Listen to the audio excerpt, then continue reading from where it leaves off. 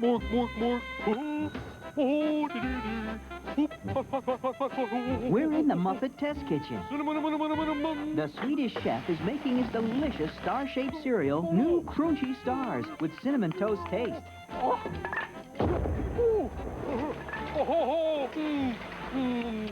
Scrunches, crunchy stars. Scrumptious Crunchy Stars, part of this nutritious breakfast. Scrumptious. Crunchy Stars, great taste from Post and the Swedish chef. Ladies and gentlemen, the one, the only. Okay, Mickey, you're on. M-I-C-K-E-Y, M-O-U-S-E. Mickey Mouse! Well, what do you know? Mickey Mouse! Aw, shucks. You talk to me! Come along, you fingers on the jamboree. M-I-C-K-E-Y, M-O-U-S-E. The Talking Mickey Mouse from Worlds of Wonder. Nick, Nick, Nick, Nick, Nick, Nick, Nick. Why, yeah, happy Grouch Day from Nickelodeon, the only network you don't just sit there to watch. Straight ahead, followed by justice for your grievances in kids' court. You hear the story, you be the jury, you set the sentence in kids' court coming up in a half hour. Only on Nickelodeon's Kids Only Weekend. Nickelodeon. Can you tell me what's the most embarrassing thing you've ever done? Oh, that's a big question. I guess fall off a boat. You fell off a boat? And how about you? I don't even remember. Thank you. Don't just sit there! Don't just sit there!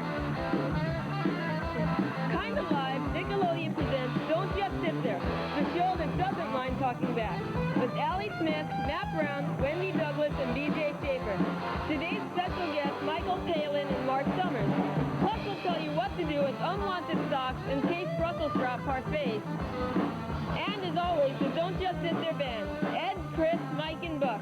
Those guys who can count to 4 in any language. And I'm today's guest announcer, David Sharma from Crestfield, New Jersey. And here's Matt and Allie.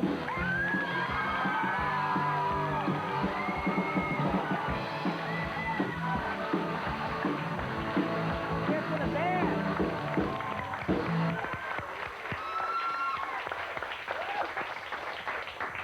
Thanks. We have a really great show today with 2 great guests, Michael Palin and Mark Summers. But first, we have a very serious thing to talk about. It happens to almost everyone at one time or another, so there's no need to feel ashamed. It starts when you see that dish at the dinner table. You start to sweat, start to panic. Please, no, don't let it be Brussels sprouts! You try to get out of it, but no matter how you cringe and beg, you're ordered by your parents to at least try some. We know how tough it can be, so today is a Don't Just Sit There public service. We're going to show you how to cope with Brussels sprouts, a gross tasting and, in our opinion, totally unnecessary vegetable. Since they're really small, then they're round, they're really easy to get away, so you don't have to eat them. But one thing you can do is you can distract someone. Like, look, it's Haley's Comet. Oh, Quickly again? throw it into the gravy boat or your glass of milk, and they'll never even realize you did it. I must have missed it. Oh, sorry. Another thing you can make is, another way to distract it is to just throw it over your shoulder. It's really easy. But I'm going to warn you just once. Don't ever try to feed the food to your dog, because dogs really aren't stupid. And once you put it into his mouth, Fido will just spit it out, and you'll be snagged. So don't try that. Since your mom may insist on, like, watching you eat these vitamin-packed horrors, try to think of some more appetizing ways of preparing them, such as the Brussels cake. So that way, you think cake instead of Brussels, and it tastes good. Which Yum. It's pretty good. And next is Brussels pops. And those are pretty good for the summertime. They're nice and refreshing. I like those. And very good for you, which is the key factor. And the next is the Brussels parfait, which is ice cream, cherries, chocolate sauce, and you guessed it, Brussels. This is what put the P in parfait, Brussels parfait. You can also make non-food things with Brussels sprouts. Like you can make a Brussels sprout mobile. Like this. Is that beautiful? Yeah. You can also make... Excuse me. Little sprout earrings. I'm sure they'll be in next year. And another thing you can make, which is a little bit harder to make and not as good, is the Brussels skateboard. All you do is you use the skateboard and then you put little Brussels sprouts on for wheels. It doesn't really ride that well, but... It's okay. All right, now since Brussels sprouts are so small and round, they're really perfect for sports and games like juggling. This is great.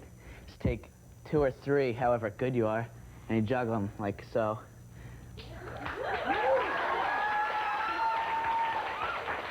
Or, of course, there's the ever-popular Brussels ball, which is lots of fun. Here we go. Ha! Or you can play sprout pong, which is a variation of ping pong. Lots of fun right here. Ready? Yep. Try again. My point, your point. Yeah. Wait a minute. Ooh. It's great that you guys can do all these creative things with Brussels sprouts, but you still haven't come up with a foolproof way to get out of eating them. Okay, I tell you what. Let's see. The minute you see them in the fridge, take them out, stick them in a manila envelope, and mail them back to Brussels. It's in Belgium, which is in Europe. Call the post office for a zip code. Write them a note saying, "We don't want them. Take them back." Isn't that right, Wynn? Matt? Yeah. What happens when the people in Belgium get an envelope filled with gross, moldy old Brussels sprouts, and then they find out that you were the one who told the kids to send them there, and then they send them back to your house, and then what do you do, Matt? They're really rich in vitamins, and actually kind of tasty, too. That's good. All that other stuff, we were just kidding. So remember, eat your Brussels sprouts. Don't send them to Belgium. That was a joke. So don't mail your food. And speaking of jokes, let's go to BJ for the best joke of the day. Okay, it's time for today's best joke of the day, and you are? Max. Okay, Max, and what's your joke? Wait a minute. You don't like Brussels, do you? No. Is your joke about Brussels? No. What's your joke? How to make a tissue dance. How do you make a tissue dance? Put a little boogie into it. Oh. Okay, let's go to Matt and Allie and see who our first guest is for today. Our first guest is a comedian who's probably most well known for his roles in the Monty Python films and television series. He's currently starring in a new movie called A Fish Called Wanda. Please welcome one of the funniest men I've ever met, Mr. Michael Palin. Thank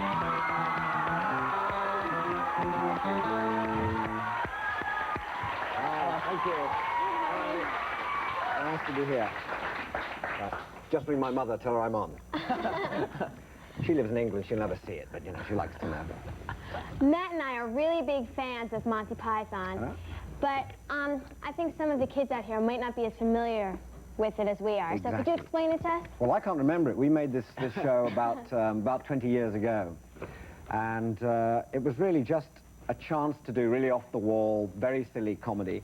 And most of the comedy shows we saw in England in 1969 were a bit sort of staid, you know? A sketch had to end with a certain line, and we thought, well, if we can't find a way of ending it, let's drop a 16-ton weight on somebody. So we had this nice sort of weight made. It wasn't really 16 tons, it was about 8 tons.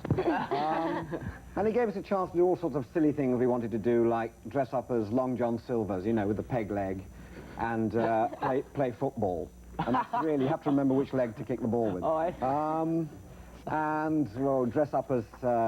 you don't have pantomime in America in quite the same way as we do. Anyway, we do pantomime at Christmas, and there's always a pantomime horse who comes on and does a silly routine, clopping up and down.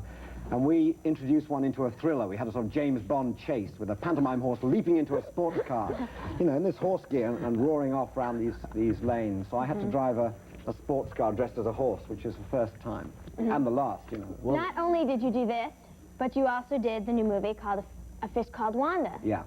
And we have a clip from that. Could you explain it to us first? Yeah, this is, I play a character called Ken Pyle, who is, he's an animal rights liberationist. He loves animals, but in the course of the movie, quite by accident, he ends up destroying rather a lot of them. And this is at the very beginning of the movie. His girlfriend, Wanda, played by Jamie Lee Curtis, arrives and brings in a new man, and he doesn't like the new man. So this is what's happened. Let's see the clip. George back yet? No, he had to go to the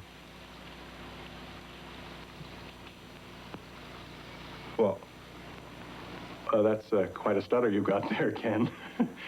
It's all right, it doesn't bother me. So, George needs a weapons man, eh? A cup of tea, Ken? Yeah, he'd like one.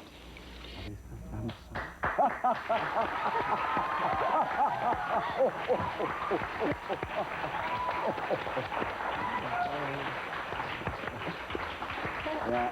How late did you have to stay up to memorize all those lines? Yeah, well, it's a great thing that, as you know, the character really, he's a guy who, when he's under pressure, can't really get the words out.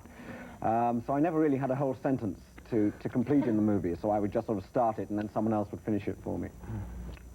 We saw clips from the movie, and you had to have French fries put up your nose.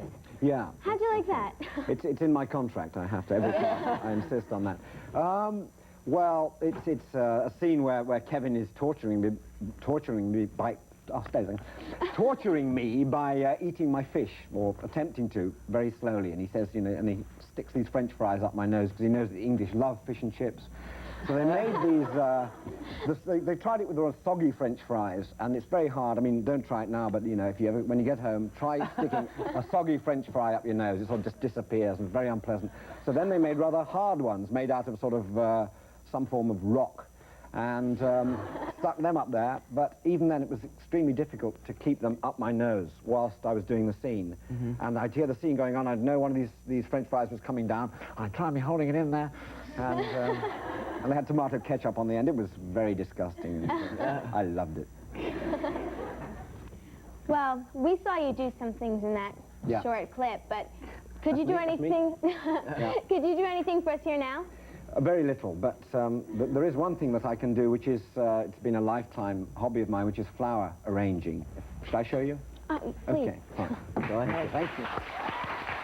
Well, now here we have, this is a very special form of flower arranging. It's a Monty Python form of flower arranging, and I'd just like to describe it to you. First of all, here we have a very nice flower vase. We have some lovely flowers here to arrange, but the main thing about flower arranging, like a lot of these things, is that you must feel right. You must feel good in your mind as you arrange the flowers, and for this we need certain props.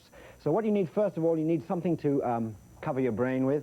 This is a handkerchief. This is quite a large one. I actually could do with a much, much smaller one for my brain, but your brain probably need a bigger one. Now you knot this handkerchief. You see, you knot each corner of the handkerchief, and then you place this over the head, like so. Oh dear, a bit of a tight fit there. Yeah. Pretty fashionable, huh? Going to catch on? Anyway, one at each corner of your head. Remember where the corners of your head are. And then you need, after that, your brain is now covered. You're feeling good. You're feeling calm. You've got to have something now to cover your eyes, to calm down. Eyes. Here we go, a little pair of spectacles. These ones are nice. Recommend these little round ones. Very comfortable, sit there nicely. And then, of course, something on the lower half of the face, just to relax you. And between each of these movements, remember, deep breath, feel calm. And here we are, we have something here. This is the little moustache which we have on the lower part of the body. There we are, see? Deep breath. And now, all you need is the voice. Good evening! And you are ready for Gumby flower arranging. Evening! First take a bunch of flowers. Pretty irises, crimson dunamums, and pink ones, and carnations. Then arrange them nicely in a vase. Get into the vase. Get into the vase. Get into the vase. Come on, my son. Get in. Oh, the flowers have got it. No.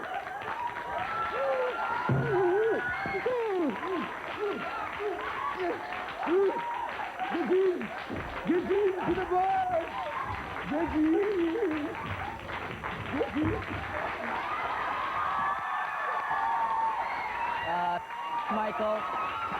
We have to go to a commercial right now, but don't go away. When we come back, we'll have Elvis Moskowitz and the Derriere singing for the first time our theme song, so stick around.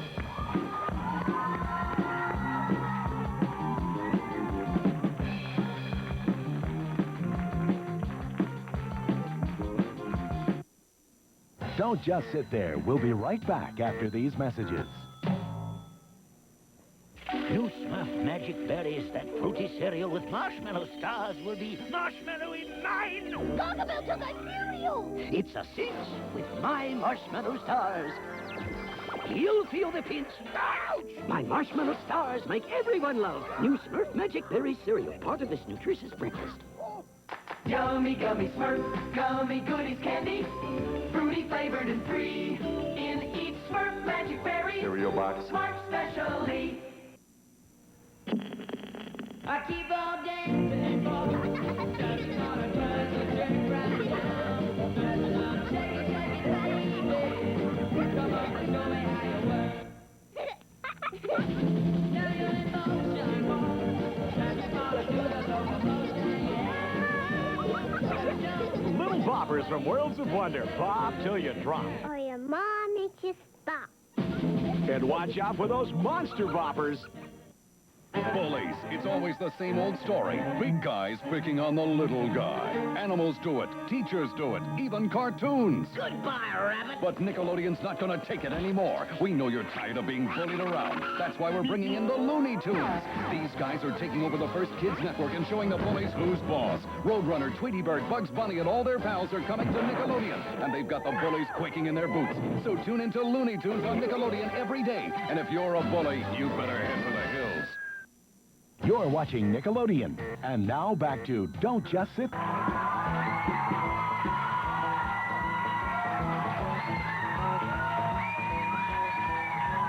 back to Don't Just Sit There. Now it's time for a very special guest. But first, let's bring out his backup singer. Come on out, fellas.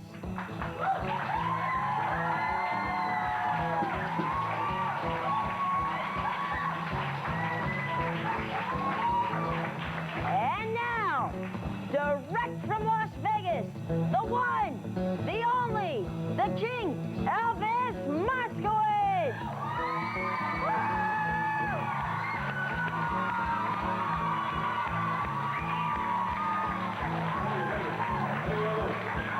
First of all, I'd like you to meet my backup singers. You all know Harvey. My good friend from Memphis, Tennessee, Al Silver. And one of the most famous men, one of the best songwriters in the country, from Gutenberg, Clingy.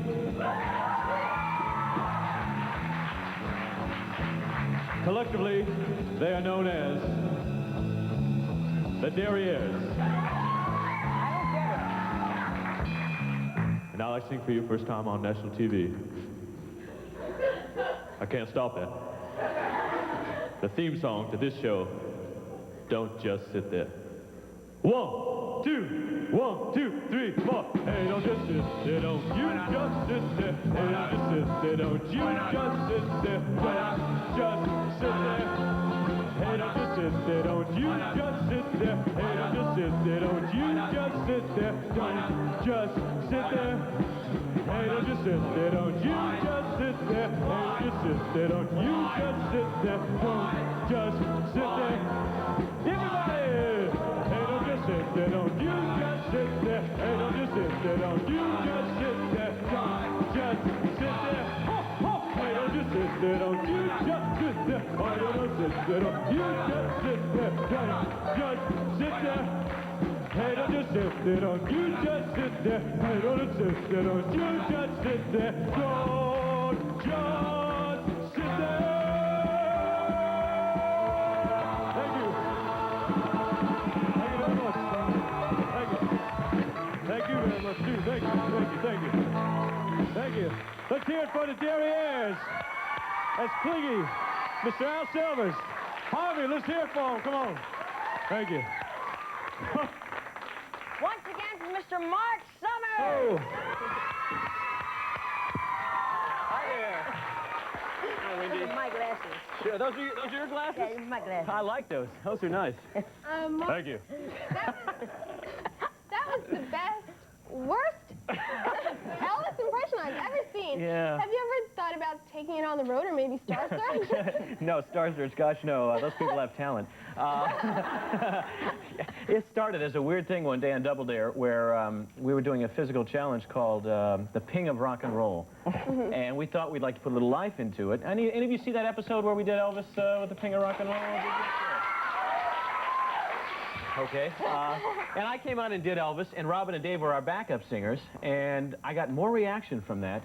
And as you can tell, I can't sing, and I have no rhythm. But it just was fun. So when they asked me what I wanted to do on the show, they asked me if I'd do Elvis, and why not? And then, boy, look at that reaction we got from this audience. Do you and Harvey ever get in food fights, like, when you're not in Double Dare? Yeah, Harvey came over to my house one day. I was showing him some wallpaper, and he started throwing eggs, and boy, did I get angry. No, actually, we try to act like civil grown-ups when we're not around the program, and I can honestly say we've been out to dinner. He's been to my house for dinner. I've been to his, and we've never thrown food at each other. What were you like as a kid? Wow, that's an interesting question. Nobody's ever asked me that. I always wanted to perform. I never really was, I wasn't a singer, and I wasn't a dancer, and I could never memorize things, but I knew I wanted to be on stage. And I was in high school productions of Bye Bye Birdie and Sound of Music and all that kind of stuff, and I just knew I wanted to perform. I started doing magic when I was about 11 years old and worked in clubs doing that, put myself through college and whatever. But, you know, I just knew that television was what I wanted to be a part of. Huh. Well, now you are on television, and son of gun, we've got a clip from Double Dare. Oh, yeah? Oh, yeah, so let's take a look at it. What, BJ? Wait a minute, where do I look here? Monitor. Up here? Oh, good. Okay, and is that you? Yes, yeah. it is. We got... Sliding down the slide. Aren't I coordinated, guys? Look at this. Look at Harvey. Harvey looks like he has a thimble on his head. Have you noticed that? Harvey has the biggest head in show business, and that's me on the icy track. We got, they're throwing eggs at me. This is the respect I get as the host. Now, Harvey has to go in the tank. I remember this. Look at this. Boom. Yeah. Now, I go into the...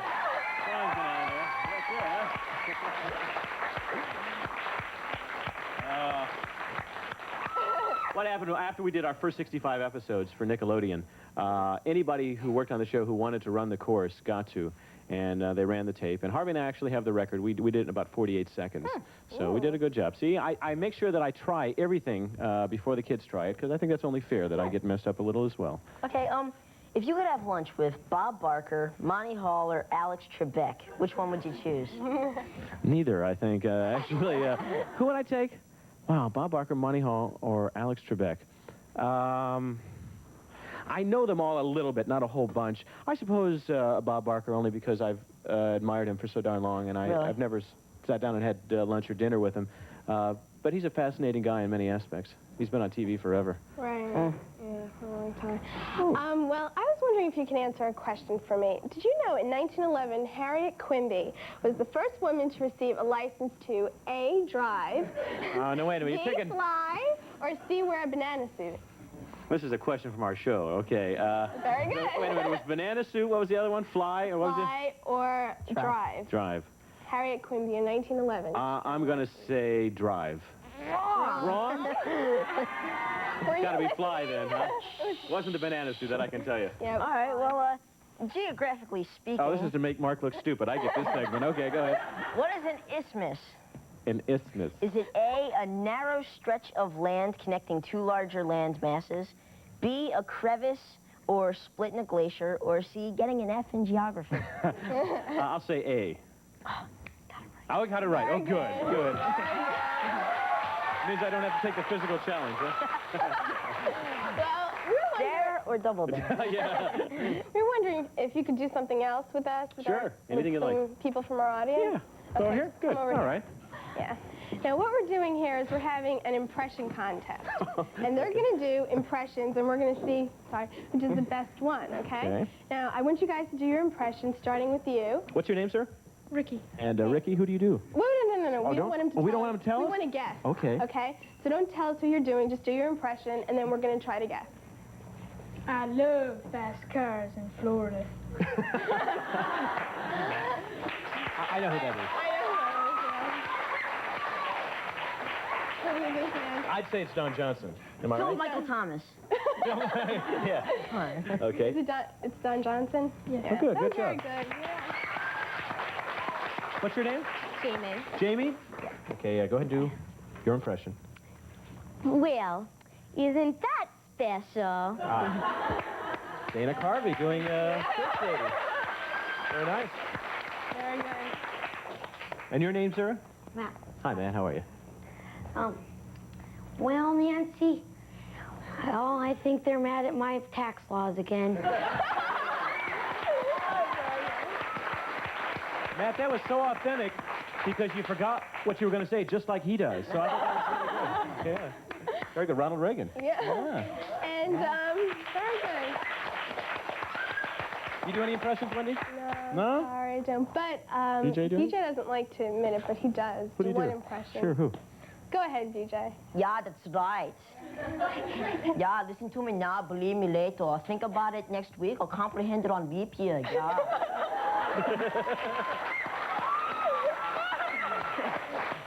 Lou Ferrigno, wasn't it? No. Okay, now we're going to judge everyone, and the winner, we're going to decide by our applause from the audience. Okay. Whoever gets the most applause All right. wins, Wait, okay? Mark's in this too, right? No, don't count me. These people have talent. Okay, here we go. Don Johnson. How many people in the audience think Don Johnson should have... There we go. The Church Lady. Well, Ronald Reagan.